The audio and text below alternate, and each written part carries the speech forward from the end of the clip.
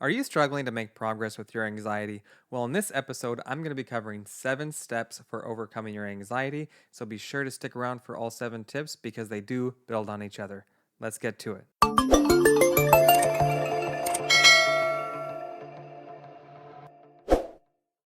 Hi, and welcome back to the Mental Health Toolbox. I am Patrick Martin, your host, and if you're just getting to know me, I'm a therapist by trade, and I am on a mission to help consumers and clinicians alike accelerate their personal development with actionable coping skills that I have learned through my professional experience, as well as my own journey on personal development. So let's jump in.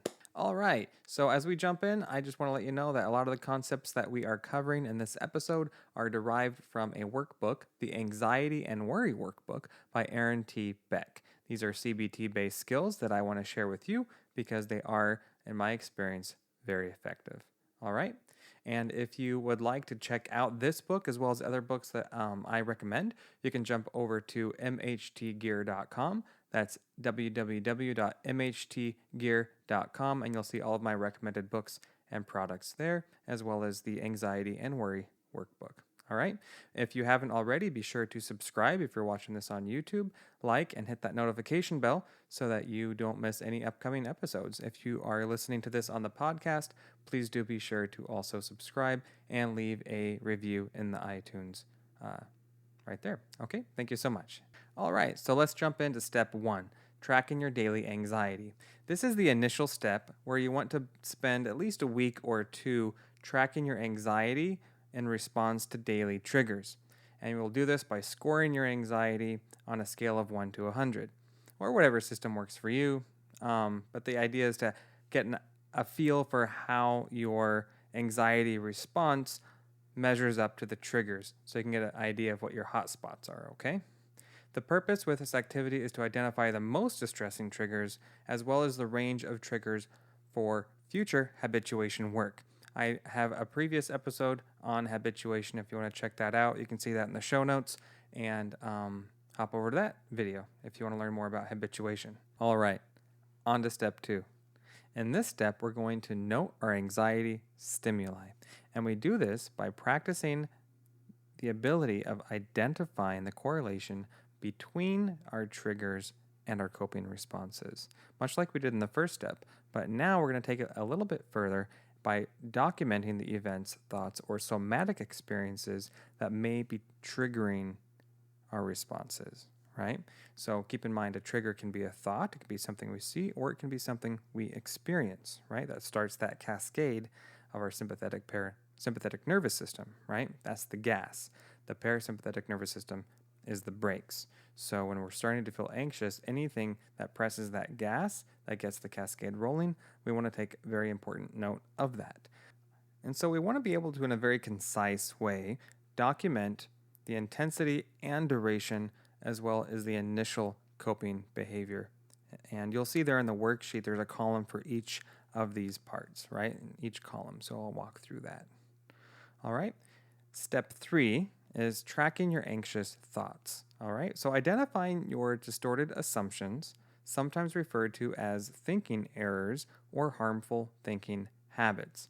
In this step, we'll document our anxious experiences in the first column, and then note their intensity in the second column, and then the negative ideations in the third column. And then note, finally, the imagined worst-case scenario in the fourth column. All right? All right, step 4, discovering your inaccurate assumptions. In this step, we want to practice familiarizing ourselves with the common habits of harmful thinking, or sometimes referred to as cognitive distortions. And so I've listed out some of the most common categories, if you would, of harmful thinking habits that we all fall into. The thing is, most of us struggle with, one of these more than others. So the beautiful thing about that is that once you get used to identifying or catching your anxious thoughts, you'll see there's a lot of repetition around their themes. And so I've listed out some of the categories for you derived from cognitive behavioral therapy, but you're free to, of course, label your own, right? Whatever makes sense to you. You can find, of course, all of this information in the show notes and by downloading the freebie handout by signing up to our newsletter, okay? And just a reminder, it's not uncommon to have distorted thoughts or anxious thoughts, right? Or untrue thoughts about the self or circumstances. It's completely normal. But where cognitive behavioral therapy and these coping skills come into play is we get faster at catching our thoughts and then challenging our thoughts and reframing our thoughts into something more applicable to reality, right? Based on the facts. All right. Better conclusions. Some of the most common categories of harmful thinking habits include things like catastrophizing, all or nothing thinking, negative fortune telling, pessimism, labeling, negative filtering, exaggerating, overgeneralization, shooting oneself, and blaming oneself. Okay, but we can always dive more into those in a future episode if you like. Let me know in the comments if that's something you would like me to elaborate on, okay? All right, step 5. In this step, we're going to be focusing on creating a cognitive behavioral coping list, all right? And we break this out into cognitions and behaviors.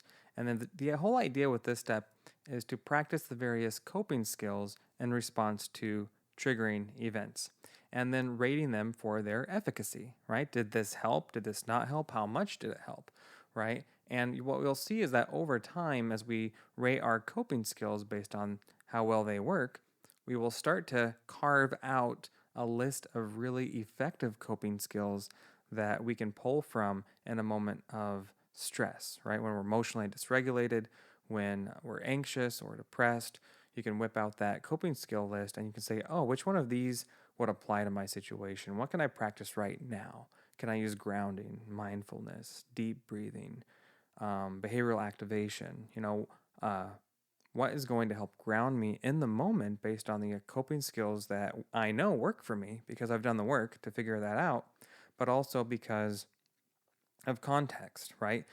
Not everything is going to work in every situation. You can't always escape. You can't always use what you might use at home. And so knowing what your options are is half the battle in the moment, right? And the other half of that battle is being familiar enough with your coping skills that it's not as much work to implement them, all right? All right, step 6, the danger assessment. In this step, the goal is to identify the perceived threat or what makes us feel or be afraid that we're going to be in danger or that we are presently in danger, and then explore the likelihood of that actual outcome, right? And then rate the intensity of our emotional reaction to that perceived threat, all right? And then lastly, how adequate we feel we would be at handling such a threat. Like, okay, so if this thing was really true and this thing was really threatening to me, how much do I believe in my own ability to manage that in real time, right? To deal with the unexpected, to deal with this challenge, right? If you would. And then be able to identify the protective factors, right? The things that are being ignored in the wake of our fear. So oftentimes when we're afraid or we're in danger, we ignore a lot of the things that keep us safe or a lot of the safe aspects of a situation or the safe people, the support system that we could be accessing at that time. When we're in that fight or flight mode or flee, then it's hard for us because we lose that higher level of thinking, that critical thinking that allows us to see the big picture. And with that, a lot of the possibilities to cope that we might otherwise be ignoring. All right. All right. Step 7, collecting the facts. So this is the final step because all of this prior work in the first 6 steps were necessary in order for us to learn how to cope, but also identify our core fears, right? And bring us to the place where we can now collect the evidence like a detective and kind of tease out and do some reality testing about what supports this fear, right? Or perceived threat or anxious thought, what validates it, and what challenges it, right? It's like a thesis and an antithesis, right? The thesis is the fear. It's the thing that we are believing that will come true, but then we're taking the evidence, right, to support the antithesis or to challenge it as if, okay, so this is what I'm afraid of, but what does the evidence say? How likely is this statement of self? How likely is this interpretation of context? And then that allows us and equips us to come to a conclusion, a rational conclusion, when we remove ourselves emotionally from the situation and look at it objectively. How likely is this assumption? And if it's not, that affords us the opportunity then to reframe it in more accurate, balanced, and complete terms, which will, of course, yield a different conclusion and perceived outcome.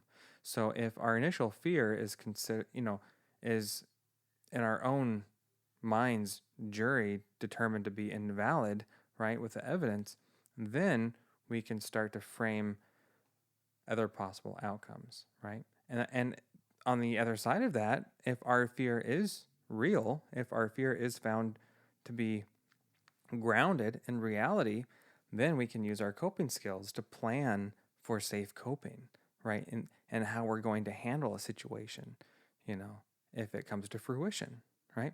And so this is the power of cognitive behavioral therapy, because we're able to honor both the emotional experience as well as the thought process that we're having that's contributing to our somatic experience.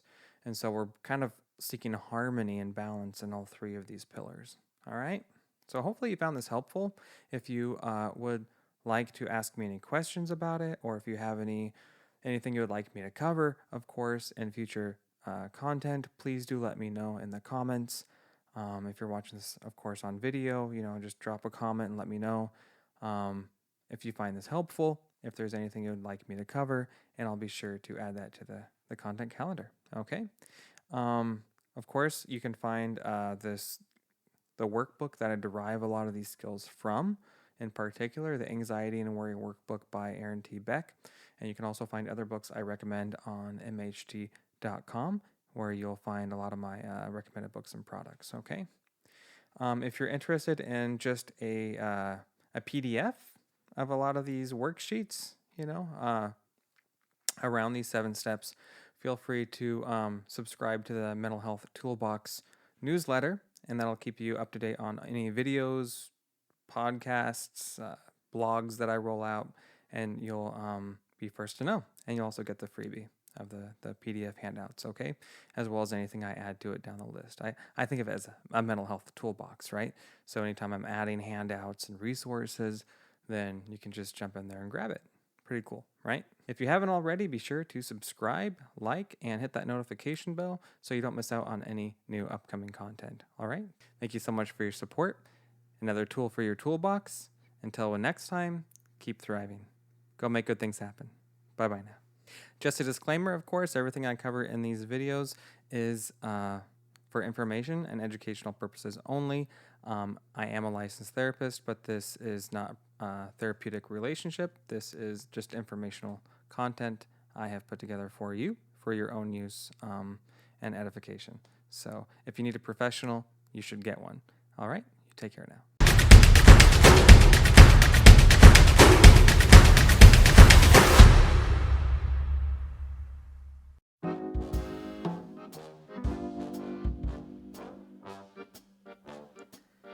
All right. Hi.